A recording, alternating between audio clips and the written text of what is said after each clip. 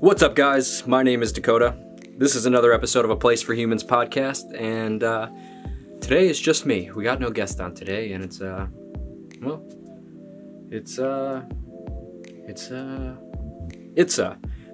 before we get started, I just want to give a little shout out to the sponsors of this podcast. Enjoy.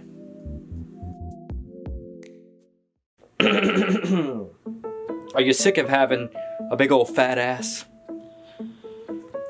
because of a wallet?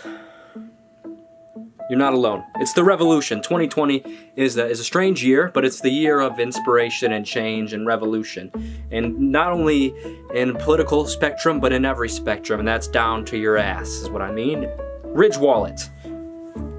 Ridge Wallet, right here, baby. This little sleek little devil right here is, this is the future. It's light, it's sleek, it's industrial, and it doesn't bulge in your pockets. Ridge Wallet. This one's made out of titanium, and it stretches open so you can put your cards in there. Got a little clip for your money, which I have, clearly. Most people are carrying around wallets made from the past, from the far distant, from the Pilgrim era. They've got receipts in there, gift cards from Chuck E. Cheese. It's a sad sight. So, Ridge Wallet is here to change all that for you. And you guys can get your own Ridge Wallet from ridgewallet.com/Dakota. That's me. You can also use just coupon code Dakota. It's right here on the screen. It'll be in the description also. And you get 10% off and free shipping on the whole site. So, they help out the podcast. If you want a new wallet, head over to ridgewallet.com/Dakota. And back to the show.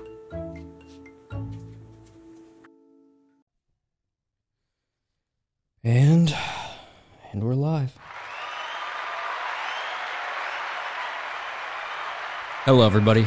Hello, humans of Earth. Welcome back to another episode of A Place for Humans. We got a little bit of an echo today, and we got some of the outside world out there. Because this is real life, you know. Sometimes we forget that we're in real life sometimes, because oh man, this echo is gonna drive me crazy. But we forget that we're in real life. We forget that when we're inside of a little house like this, that this is actually just the same as being outside. We just got some walls up. But the outside world is just right there. And that's what it is, you know? Right now I'm here in Mexico. I'm in a La Casa del Abuelita. I'm in someone's grandma's house. They just rented me this house out for a week.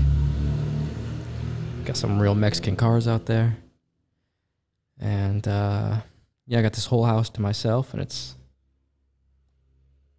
I'm not really sure what to do. I don't really know what I'm doing.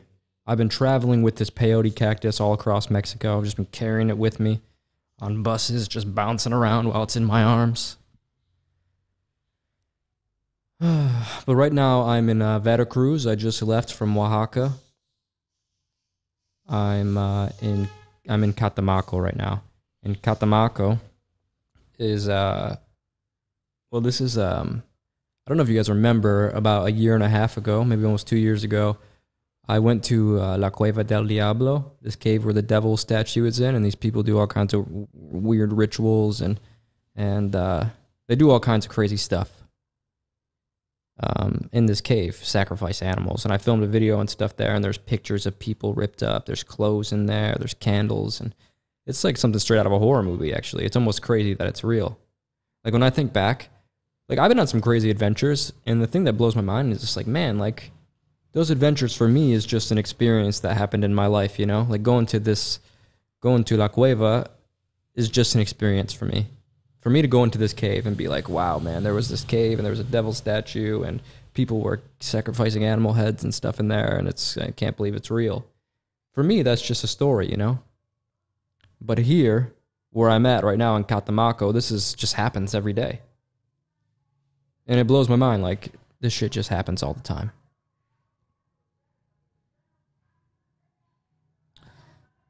Yep. There you go. You guys are going to get some sounds. So, Yeah, for me, man, it just blows my mind that this shit is just like when I leave, it's still going on. It's still going on. Anyways, let's get into it. A Place for Humans, baby. We got a theme song submission sent in from Brendan, our boy Brendan. So I'm gonna play this. He said he sampled my flute. My flute's in my room here, but I'm not wearing any underwear. I've been sitting with my legs up. You guys can probably see it in my shorts. But yeah, let's play it, Brendan. Let's hear what you got for us.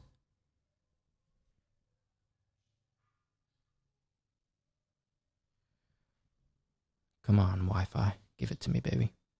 Give it to me, baby. Give it to me, baby. And all the girlies say I'm pretty fly for a white guy. Okay, I don't know if it's going to play. We can't start this podcast until we play it.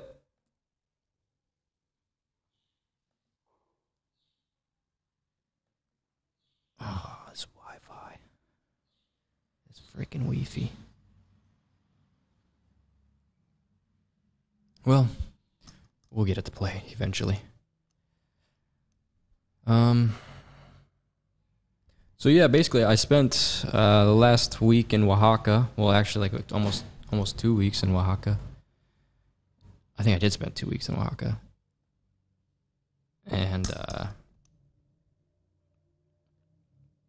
I went to Huautla with my friends Jose, Alaskan Dave, Buddy Dog, and El Chinito. Pete's on Earth. He's a tattoo artist from Los Angeles. Check his stuff out. Pete's on Earth. And anyways, we all went on this little journey to find a mushroom healer, which they have here in the mountains of Oaxaca. Not here where I'm at now, but in Mexico. In the mountains of Oaxaca, they have these traditions that have been carried on for centuries. For centuries and centuries, hundreds and hundreds and hundreds of years, these Mazatecan people have been chewing mushrooms. They've just been chewing mushrooms, munching those mushies, and they've been having spiritual experiences from it. It's been healing them from their spiritual sicknesses. They believe it heals them from their physical sicknesses. For example, this curandera that we were with, she told me that she actually cured somebody of cancer just using the mushrooms and salvia divinorum, the stuff that like kids smoke back in the States, you know, like when you're like in high school and your friend's like, yo, check this stuff out, smoke this, here, take a hit of this, and then all of a sudden you take a hit of it and you're blasted in some circusy dimension that makes absolutely no sense. It breaks every laws of physics, and you have jester light beings made of kaleidoscopic rainbows dancing around you and like flipping you off. And anyways, like, yeah, that plant right there, they believe that it can cure people, and they use it medicinally. And we did a mushroom ceremony and a salvia ceremony, but they don't smoke it. Similar to the shamans in Peru, the shamans here believe that the plants have a spirit. This is a belief I believe also, that the plants have a personality, that there's a being inside of these plants. And certain plants are loud enough that you can communicate with them. And certain plant combinations allow you to access a doorway to a spiritual world. And this is something that I believe. It's something I personally experience a lot of times. This is a reproducible experience. And that's the thing that, you know, that's the thing about shamanism and the thing about the plants is that it works. There's no faith required. I always used to listen to Richard Dawkins kind of argue with Christians. Richard Dawkins is kind of like this famous atheist, and he would always argue with these atheists. And he would say, why is faith good? Why is having blind faith in something good? And it's an interesting question to think about. Why is having blind faith good? And well, with the psychedelic experience, the plant queendom speaks. And there are some people that have figured it out, and they have learned to communicate with these plants, and they give them to other people, and they say, here, Take this and be illuminated. Be illuminated. Be illuminated through nature. It's what you are. We are nature. And human beings have this kind of arrogance of thinking we are some kind of superior intelligence, but we don't understand that we get our intelligence from nature. This intelligence must come from somewhere. It doesn't spring from us, We get it from somewhere. Like everything. Everything from an evolutionary perspective, from a scientific standpoint, everything works together. There are no accidents that are happening right now. The world is a relationship, and everything that we evolve is it's based on previous conditions that inspired this moment to happen, and inspired your growth and evolution from your ancestors. And every step your ancestors took, all our ancestors, even our ancestors before we were human, all those steps, even our ancestors when we were stars, when we were just exploding stars, even before then, whatever comes before exploding stars, whatever the conditions were that made the stars that exploded, that made us, and whatever the conditions were that made those, trace it all the way back. Trace it all the way back to the first ancestor. And I don't remember where I was going with that, but yeah, trace that back and think about that for a minute. But,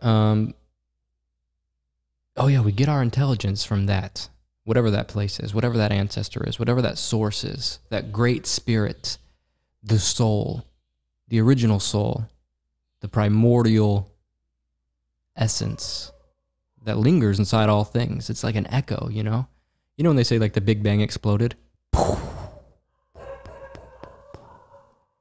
And now that Big Bang is now echoing and vibrating its way into these dogs barking and into my voice and into all these objects that we think are material. We think this is a material thing. We think it's a hard, solid thing. But it's not. It's just vibrating so fast. It's like a propeller, if you got a fan, if the fan's going real slow, you can stick your hand in it real quick and pull it out. But the faster it goes, you can't stick your hand in that. And then the faster and faster and faster it goes, it just becomes a solid object. There's no way it's just an object. Similarly, all of life is like that. Some things vibrate faster, some things vibrate slower. And some things vibrate so fast that they just transcend.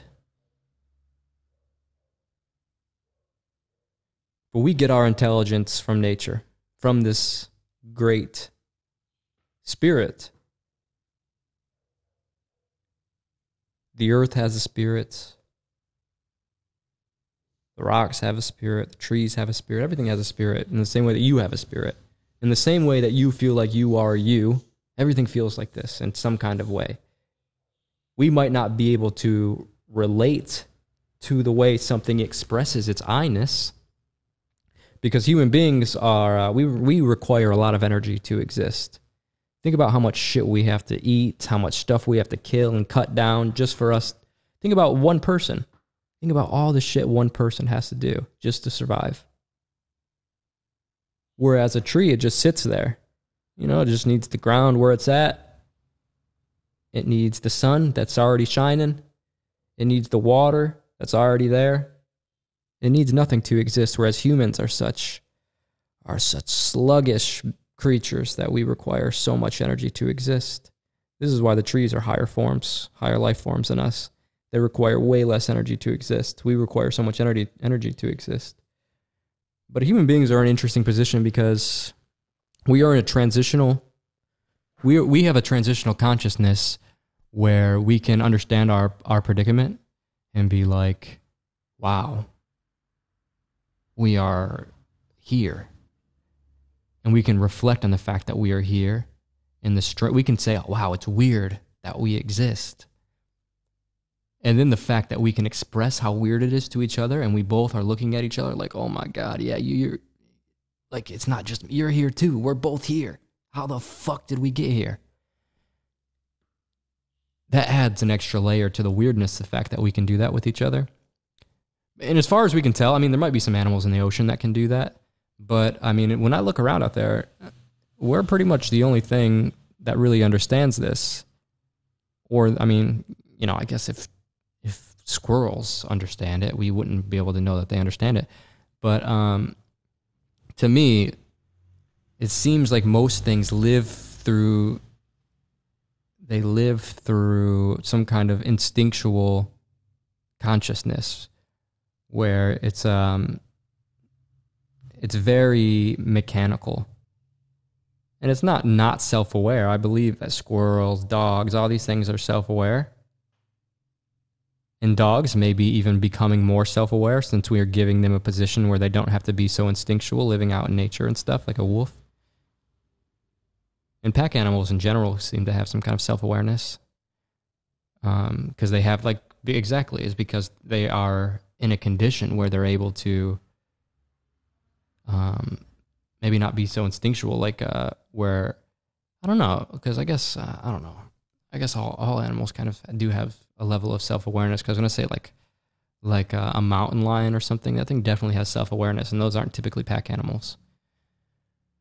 But what I'm getting at is, like, human beings are in a transitional period. We're entering a new age, a new evolution, where we become a technological species. And the interesting position of the human being is that we can dictate evolution. We can play God in a way.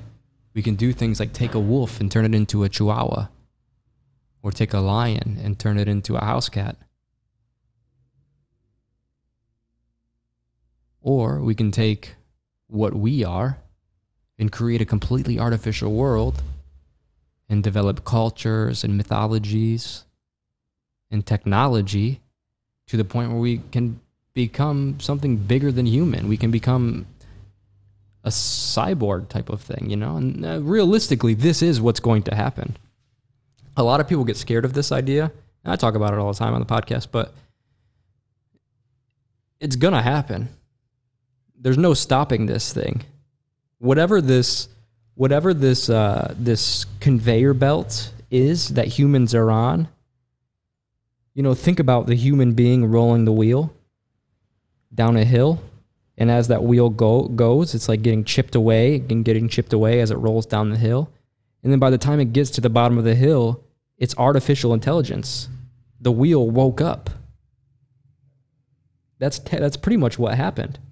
Humans invented the wheel, and then as that wheel rolled itself through history, it turned into, like a horse and carriage. It turned into the Model T, and then it turned into a Lamborghini, or a Tesla, or a rocket,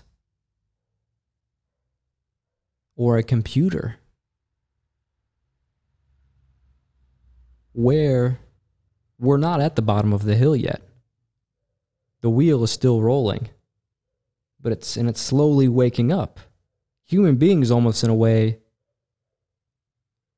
are creating a being that exists in a different place. Where is the internet? Where is the internet? It's just like here. You just open your phone, and then all of a sudden your phone is like a doorway into an ethereal realm of information. And that ethereal realm is starting to wake up through the information that we feed it.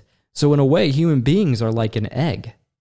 We are like we are an organic egg that is going to crack open into it and be a technological entity. Artificial intelligence is what we're calling it. But it might not be artificial. This might be predestined. This might be why we exist, is that we exist to... This is just a part of our evolution.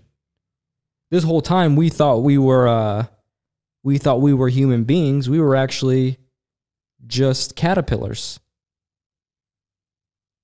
You know, the caterpillar this whole time, it thinks, I'm a caterpillar. It has no idea that it's going to become a butterfly. And it's doing this thing unconsciously. It's just going around, it's gathering material to build this cocoon. Human beings are similarly, we are just unconsciously making technology. We have no idea where this infinite well of desire to make something, to make things, to make technology, we don't even know where it comes from. We're just doing it. And we're all consuming it on a global level and keeping it alive. The more we consume, the more we want, the more it upgrades itself because it needs to continue our consumption. So it's like the more that it's like this weird relationship, man, with like a ghost. Technology is like a ghost because it's not even there, but we're building it. It's like a ghost is using our energy to build itself into the physical world. You know, like how they say ghost, they need to feed off fear, or they need to like gather energy, and then once they start gathering this energy, they can like maybe move an object or something.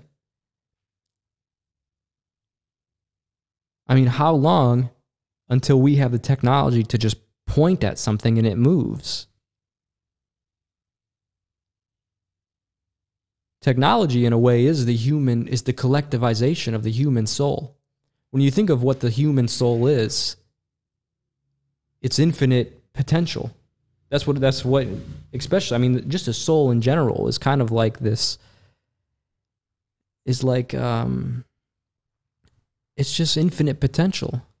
It's not like a solid thing. It's just, it's almost like the quantum state where it exists in a super state. You know, it exists as a state of possibility rather than a state of solidity. That's what the soul is. And then when you take on an identity, the soul takes a position, just like that quantum state. It's like when you measure a quantum state, a quantum particle, it takes the form of a wave or as like a particle. Right? And something like that. I'm not a quantum physicist, so you know, I don't really know, but in a way it resembles that.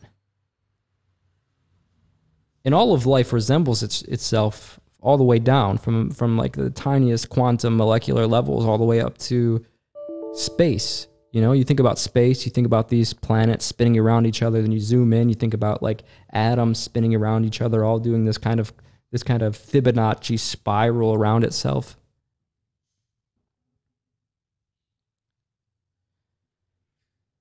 Yeah. It's interesting.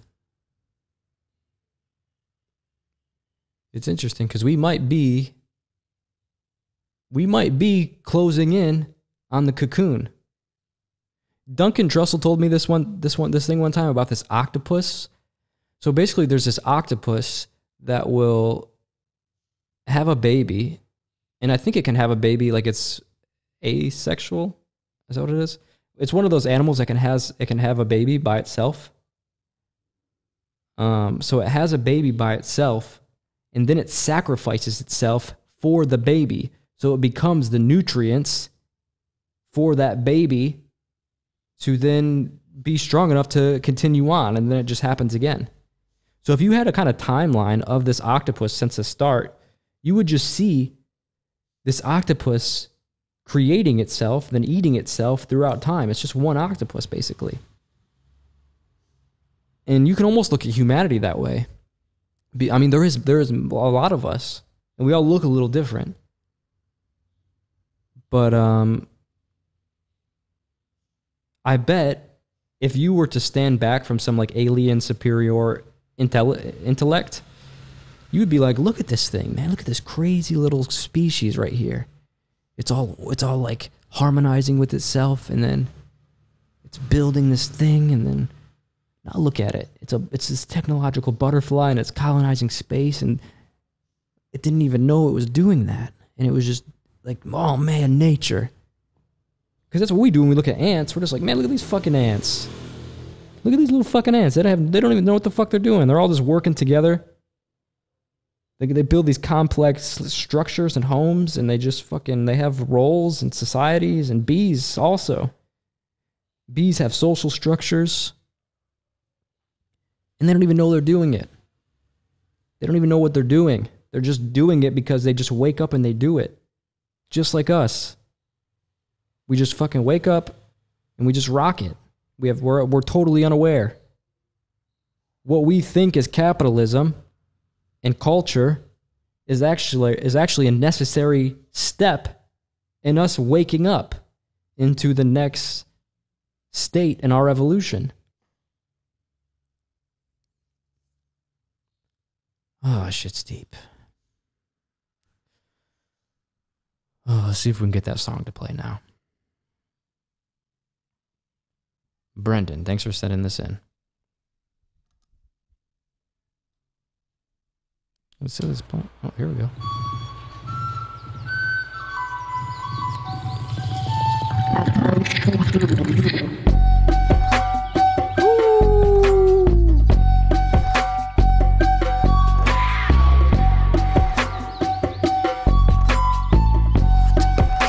A place for humans.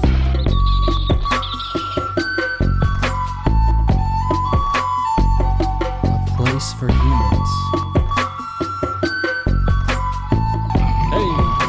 A place for humans. Ooh, dang, that one was good, actually. I like that. I like that a lot. Okay, and this episode of A Place for Humans podcast is actually brought to you guys by AIRBNB. If you guys would like to say AIRBNB, then you can click the code that's in the description below, and you get you can save up to anywhere between $30 and $65. And I'll actually put the code here on the screen too if you're watching on YouTube. And I got my Wi-Fi sucks, so I can't read the code to you right now. But yeah, Airbnb, stay anywhere in the world for not that much money. And you support a family, most like this. Casa de Abuelita.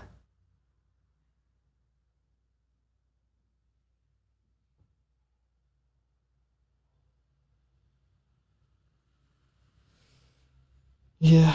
Anyways, that's not an official sponsorship by Airbnb. They just, it's like an affiliate program type of thing. So anytime, if you sign up using my code, they give me $15-20 or something off my next Airbnb stay. And because I travel so much, it's really helpful for me, for you guys to use my code. But it's only if you make a new account. So you have to make a new account and it's off your first one. But you save $65 sometimes. I don't know how they determine how much you save. But you at least save most people are going to save $45 at least, which is good. I think you have to spend $100, but you can get a badass little Airbnb for $100. Then you get half off basically. And especially right now with Corona, you can probably get some really nice stuff. Come down here to Mexico. There's no restrictions here in Mexico right now. So come hang out in Mexico. Floyd Mayweather and Logan Paul. That's going to be so funny to see that fight. That's going to be so funny. Oh, I did a Zoom call with Russell Brand, a charity Zoom call with Russell Brand. I don't know if I talked about that, but that was really cool for me. I'm a big Russell Brand fan.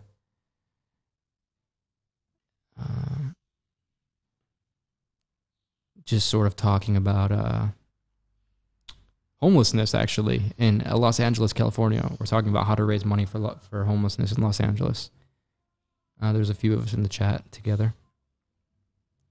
And we just raised some money for it. We all put in some money. And what the fuck was that? I think I just had a schizophrenic experience. I just heard a noise. But it sounded like it came from inside my head. But anyways, yeah, I guess let me talk about love. Let me talk about love for a minute. No, I ain't got to talk about love, but what I do got to talk about is, so to bring it back to the start of the podcast, we were doing ceremony, and I had a crazy ceremony with mushrooms. We did this mushroom ceremony in Huautla, and some of you guys might remember the old lady I did, the abuelita Natalia from Mexico, also Huautla, the Mazatecan woman that I did the mushroom ceremony with. Some of you guys might remember that video, but I did a ceremony with her niece in the same town, and yeah, just like Natalia's, this one blew my socks off also. It was very powerful for me. We ate probably 10 grams of mushrooms. Big old pile of mushrooms. Oh man, it's so hard to get them down. And I mean 10, this is the equivalent to 10 dried grams. Like, it's a huge pile, probably 100 grams of wet mushrooms. So you're just fucking chewing them down. And they tell you not to chew with your back teeth because it's not food. It's the flesh of God, is what she said.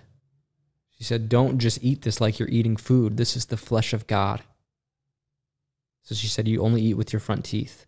So you're chewing this big pile of mushrooms only with your front teeth. Taking swigs of water just to like not throw up and get it down.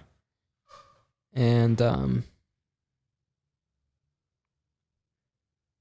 she's singing songs in Mazatec, and she's doing prayers. Lots of Christian prayers, Catholic prayers, like they're singing to Jesus and stuff like that. But they also are praying to the spirits of the mountain, spirits of the ancestors. It's like this mix.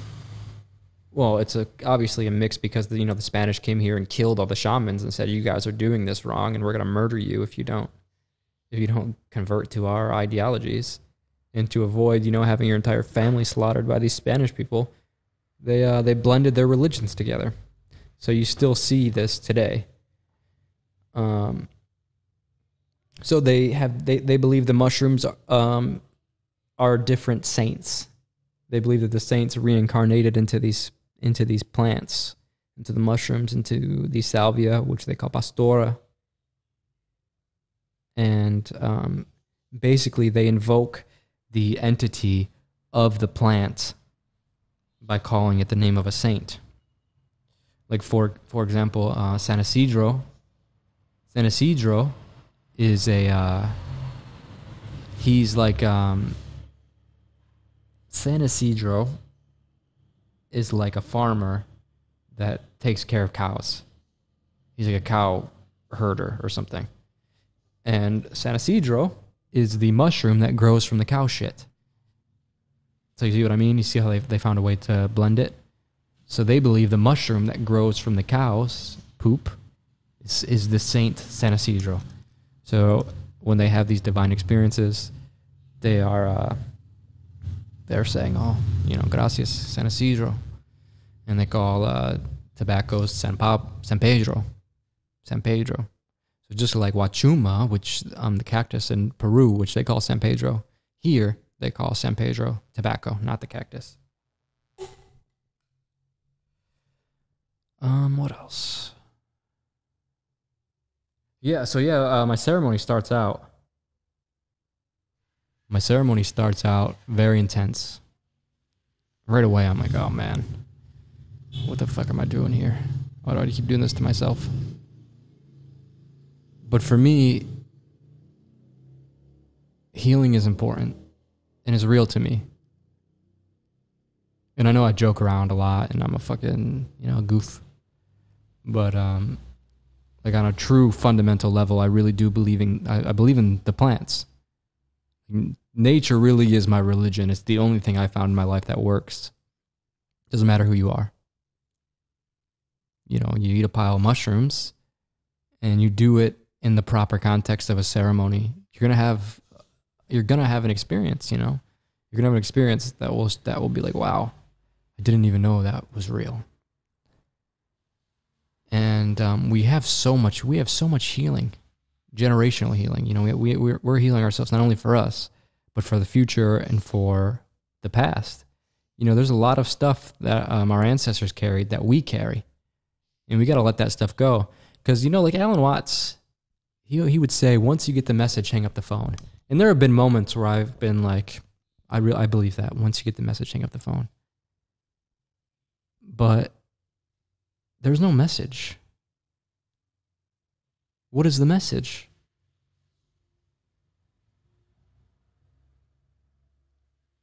Enlightenment? Chop wood and carry water. Have you heard this? Before enlightenment, chop wood and carry water. After enlightenment, chop wood and carry water. It means once you become enlightened, nothing different changes. You still have to eat food. You're still in life. Enlightenment doesn't mean you're levitating around or something. Enlightenment means it's the aha moment of understanding your position in the universe, that it's all connected, it's all one. And it's a liberation from the ego, it's a liberation from suffering. Temporarily. I don't know if anyone can live through the enlightenment. Maybe some people can, and maybe that's what a true guru is, or a true Buddha is. But that's a rare soul. For me, we don't have time to go and be the Buddha. Who has time to go, live in a cave and meditate as a way to heal the world? This is a different world. Look around. We need action and change to help wake people up. And I don't think this is the age of the Buddhas anymore. This is the age of reconnecting with nature. This is the age of reconnecting with the body. Because you think of the Buddha, all these people, these guys, they lived in a different time than us. So they were going inward to experience the soul. Whereas we have completely lost connection with the soul and the body. Something the mushroom told me, this is actually so brilliant that this just came up this way, because the mushroom told me, poetically, was beating it in my ass all that night, was telling me, you can't control the body if you can't control the soul. And it was showing me how I'm such a slave to my impulses. I'm a slave to my impulses. Like, I'll be laying in bed and I want to get out of bed and do something, and I won't. I'll be like, oh man, I got to do that. I got to get up and do a podcast. I got to edit that video. Fuck. Maybe I can just eat and smoke instead. And maybe I will. Maybe I'll just eat and smoke instead, and I won't do what I want. I'm not in control. My body is in control of me. How many of us do things to spite our own body? For example, I know I should eat healthy, but the fucking McDonald's down the street is a lot cheaper, and it's just bam, bam, bam. I don't got to go to the grocery store and buy food. How many people in the U.S. are doing this? You know what you need to do, but you don't do it because it's inconvenient. It's way easier to just like chill, get high, eat some good food. It's cheap. You'll watch TV, sit online. But how many of us say, I want to do that, my body wants that, so I'm not going to do it because I'm in control. I'm not a slave to my body. None of us do that. And the mushrooms was showing me, it was saying, you can't experience the soul if you can't experience the body. You think you're experiencing the body, you're so unaware. You're not aware. If you're being anchored to your impulses, how are you self-aware? You're not. You're unaware. You're just living through the fog of what your body wants you to see.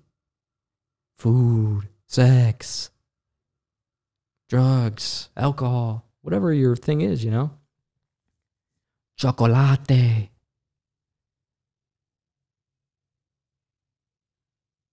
How can you experience the soul if you can't experience the body?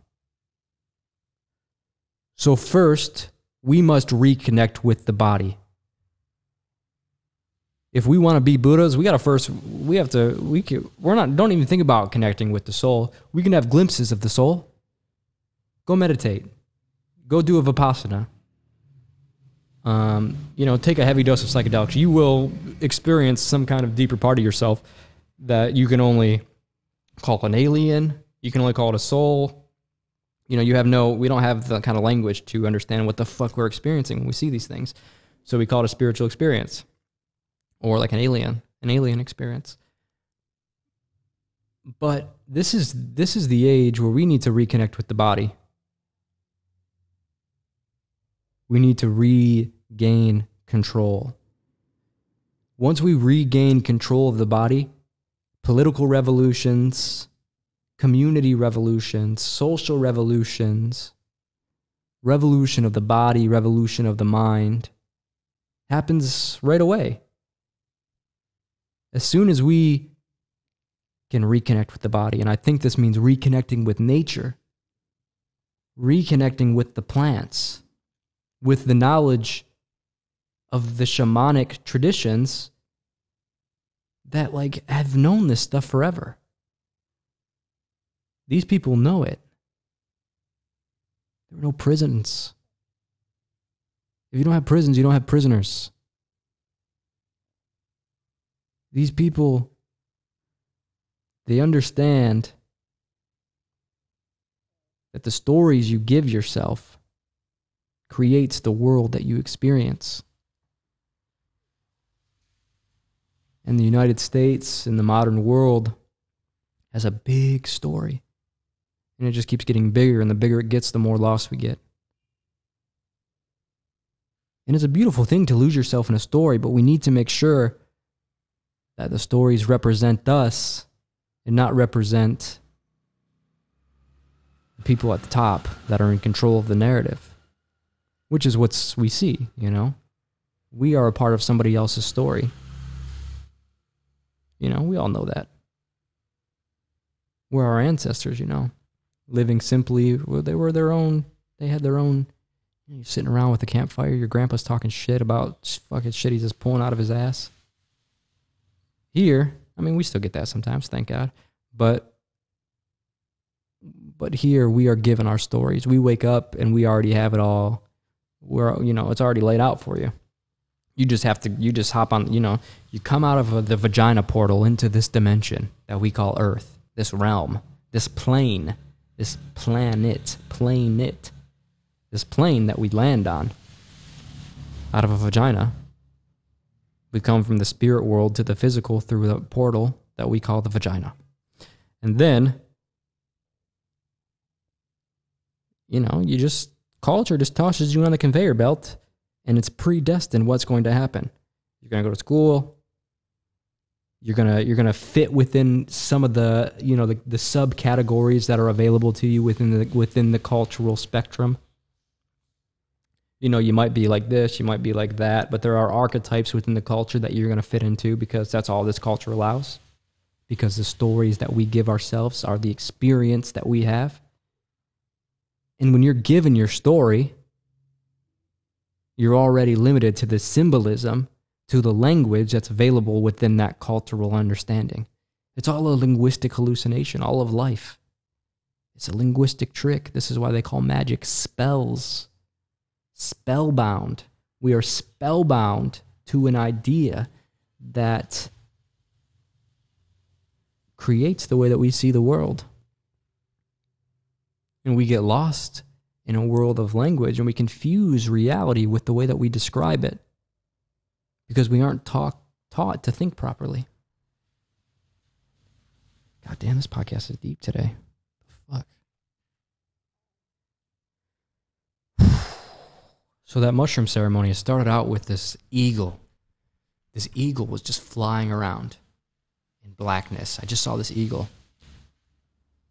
And I was like, God, of course I'm seeing like a bald eagle. Like, God damn, this American patriotism, just like fucking, I'm brainwashed. But no, I didn't actually think that. I was just wondering, I was just like, why am I seeing an eagle? And I was just watching this eagle fly by. And then all of a sudden, once I finally like accepted it, I was just like, okay. Because I remember I was questioning myself. I was just like, an eagle? Why am I seeing an eagle? I was like, is this the mushrooms? Because I remember being like inquisitive. Is it the mushrooms that's showing me the eagle, or am I just like imagining an eagle? It's just like a weird loop, a weird thought loop you get into when you're on mushrooms sometimes like that, where it's just like, what the Anyways, I decided that it was the mushroom showing it to me, and I was just going to allow whatever it was doing to unfold. Like, I wasn't going to try to control it, because, you know, you can be like, okay, I'm going to make the eagle do this. I was just like, I'm just going to watch what happens. All of a sudden, the eagle slams into the ground.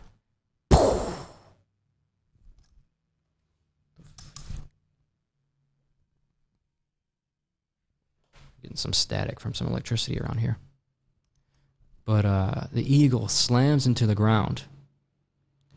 And then all of a sudden, there's like these two giant spoons, like cereal spoons, like a tablespoon. And it's got yolk in it from inside of an egg, like the yellow part of an yolk. And the egg, or the spoons are like taking one spoon with the yolk and it's pouring it into the other spoon.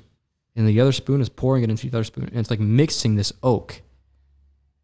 And my realization was like, oh, it was like this eagle was healing me through an egg. I don't understand what it means. Yeah, I don't fucking get it either. But so that's the first vision. That's how this trip started out. And after I accepted, like I was just going to watch the eagle, and once it slammed into the ground, I was gone at this point. It was like, boom, in a different dimension. Totally lost in vision. Like out of body, not even feeling my body, nothing. Like the same way that you're in a dream, and the dream is totally immersive. You're not even thinking about anything in this world. You're totally in the dream. It's just like this with the vision. So totally in this vision, and I'm not controlling any of it. It's just happening. And a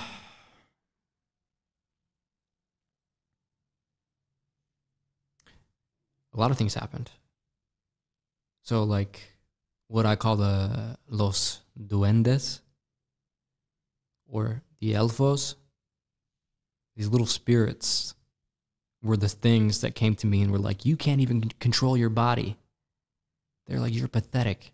Because remember I was telling you like you can't experience a soul without experiencing the body type of thing? This came from these little elf spirits. And they were being so mean. I've had this experience before. They're like these little trickster spirits, little dickheads. And they jump around you. And you're not really seeing them, you're just feeling, you just feel their presence. It's really hard to explain. But it's like a bunch of ghosts enter the room. It's like a bunch of ghosts enter your mind. And you can you hear them, and they're just like, fuck you. Look what you can't do. You can't experience the soul because you're lost in the body. You're pathetic. And then they'd all laugh. And then they'd be like, watch. This is what happens if you are totally aligned. And then they would like slap me a line so that my body was like totally in tune. Now it would be like a religious, blissful experience. Like, oh, like totally like total spiritual experience. And then they'd come back and they'd slap me out of it. And they'd be like, control your body. And then they would show me flashbacks of me being unable to control my body. Like I said, like me being lazy. Like, oh, I know I got to do something, but I'm lazy. I don't want to fucking do it, so I'm not going to do it. And they'd be like, you are a slave. And they'd say, watch. And they'd slap me back into that spiritual experience. And they'd be like, this is what you can experience if you learn to control yourself. Learn to control the body. Become self-aware. And you can experience the soul. You can align yourself to experience this. And then they'd slap me out of it again. And they'd say, this is who you really are, though.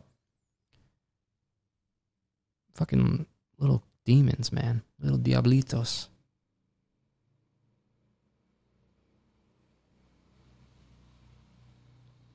And then I had to watch my mom die in my head.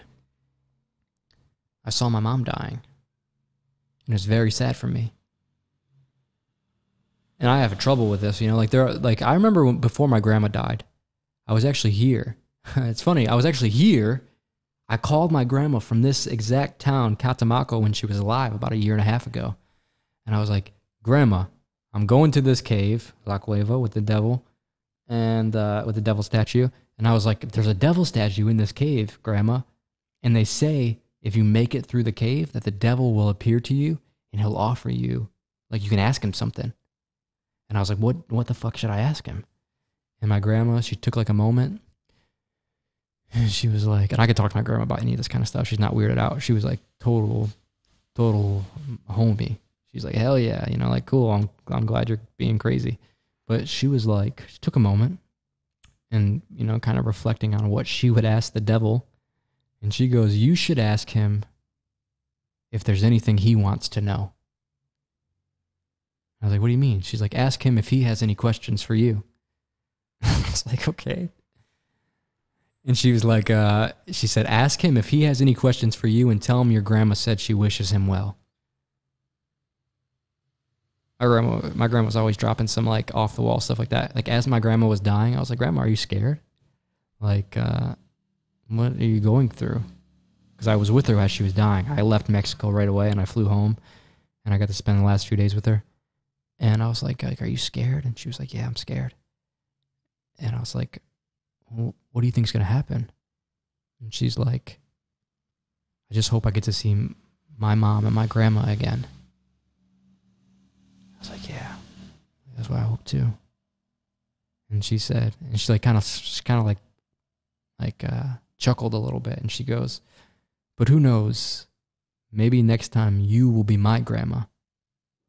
That's one of the last things my grandma said to me. She's like, maybe next time you'll be my grandma, meaning that I will be her grandma next time. So that just kind of gives you an idea of how badass my grandma was. That's the woman who raised me. My first best friend. That's what I refer to her as. This is what grandmas are. Grandparents are, for some of us, our first best friends. And it was really hard for me to lose my grandma. So I have like trouble with this. And I remember always telling myself, like, I know the day is going to come when I have to let go of my grandma. Like, I know she's going to die. Like, I lived with her and stuff growing up, And,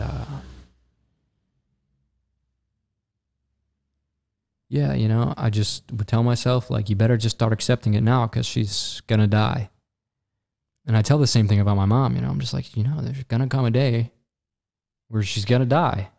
Everyone you love is going to die. You're just going to have to accept it. There ain't no getting around it. That's how this fucking shit works, man. Like, everyone is going to die. So and like, when I think about this shit, I'm just like, man, I'm like, fuck, I just want to be home. I just want to be with my family. I want to spend every moment I can with them. But we can't do that, That's not how life works either. You have to go out and you have to experience. You can't just be like, you can't just let fear control you or like the temporary nature of life control you. You still have to experience life. So, I guess that popped up. I don't know why. I wasn't thinking about it. But during the ceremony, it popped up. And I had to watch my mom die. And she was old and she was on her deathbed. But I was just like, I remember just looking at her and being like, man, you made it. Here we are. We're at the end of our lives. You fucking did it. I'm old now. You're old. You're getting ready to go to the next place, the next life. And I had this whole movie play out in my head. And just like holding her hand and just like looking at her in the eyes and just being like, fuck, we fucking did it. Think about how crazy all that was. Look at all the shit we've been through. We're at the end now. And it felt so real. I was like holding her hand. I could see her eyes and she was old. Yeah. So the mushrooms like forced me to go through that.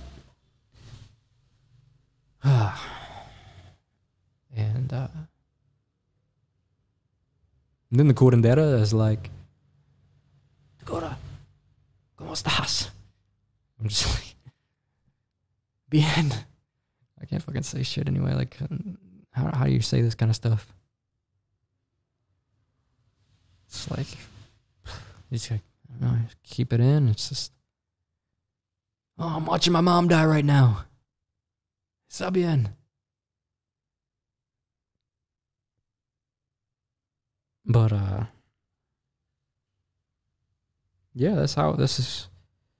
That was my, we did 4 ceremonies.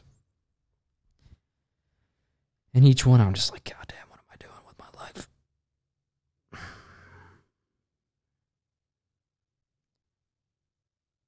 But I'm a mystic.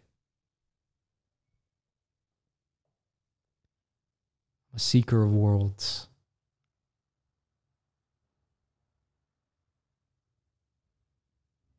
I'm a poet married to the imagination. I'm not interested in ego death. I'm not interested in transcending everything into oneness. I'm interested in why God wants us to exist. Why does God take the form of the individual? And how far can I take that?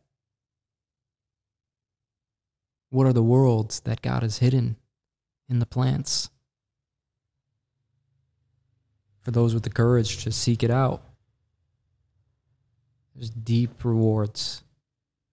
There's deep, deep, deep rewards for those that can swim through the lagoon of fire.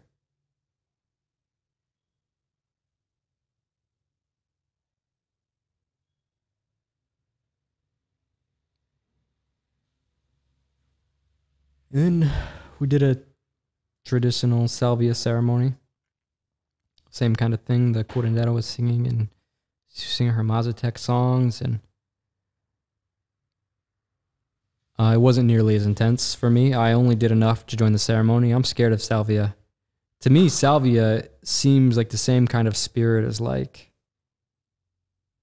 I don't know, Doe or Datora.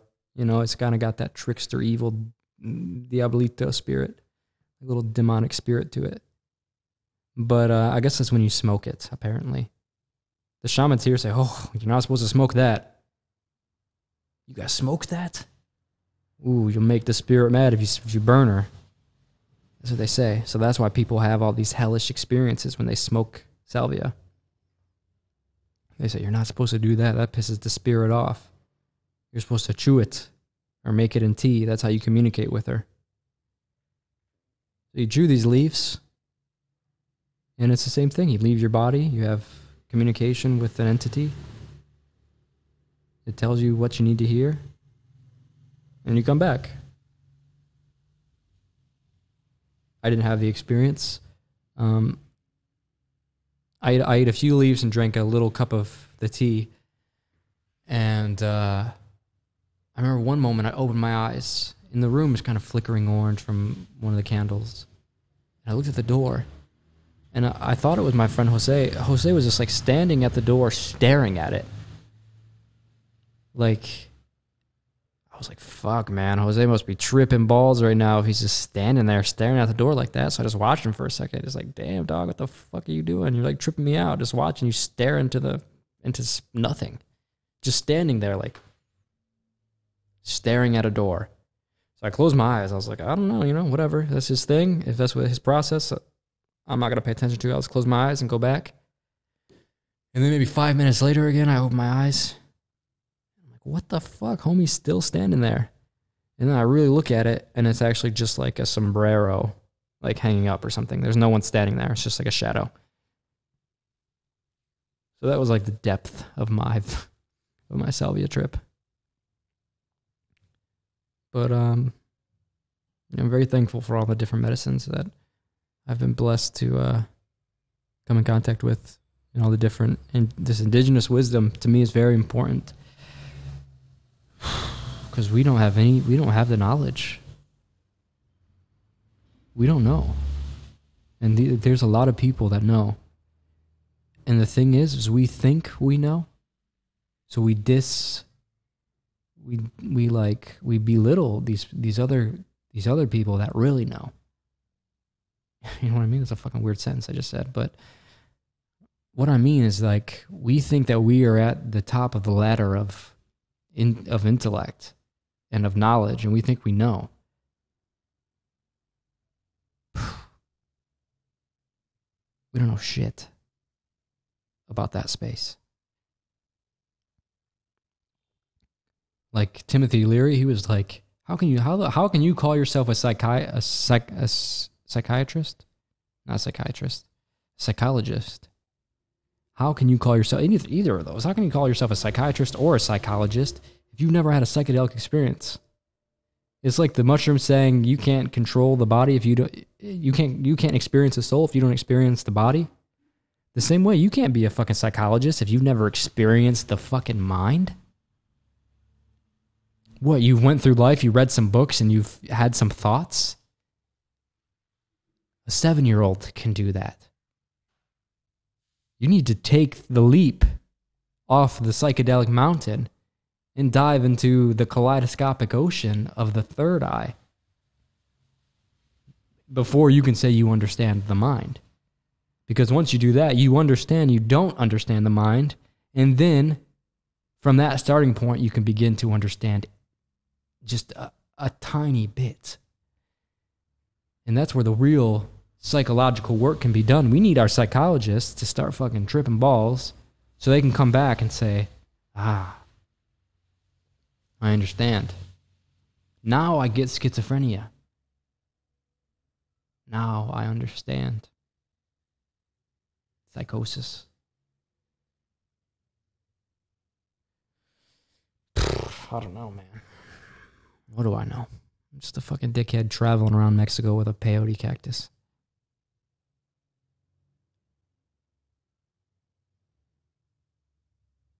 But yeah, anyways, I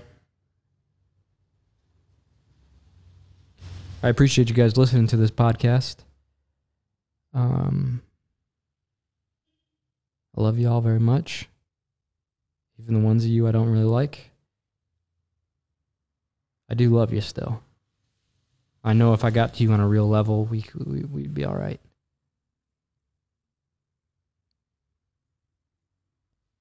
But yeah, Catemaco, here I am, back in the town of the Brujos. I got here late last night, and it's 1 p.m. now. I haven't done shit. I haven't even left the Casa de la Abuelita. I woke up to the little Abuelita knocking on the door, telling me, asking me if I was cold last night.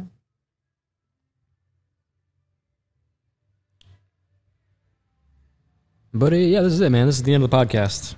So, thanks for listening.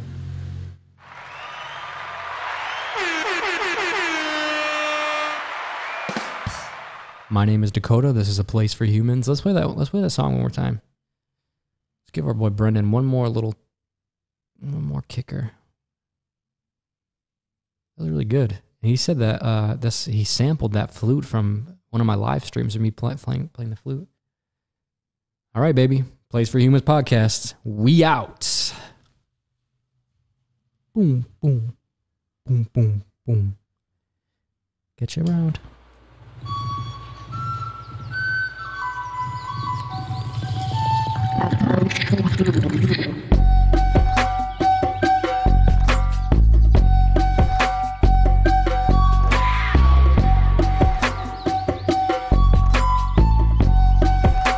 A place for humans.